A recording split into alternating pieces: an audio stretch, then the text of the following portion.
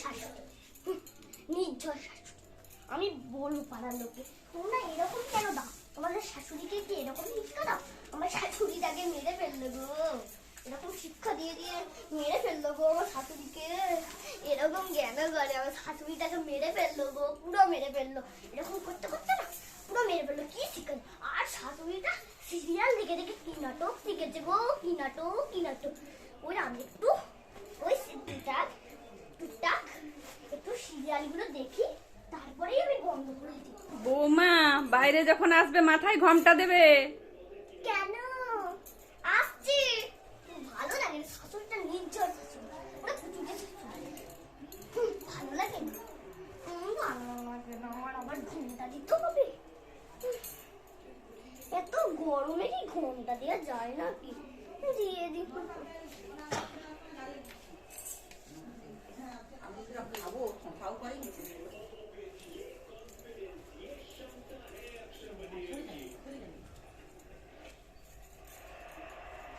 মা একটু নিচে ঘুমটাটা করবো, ভালো লাগে না।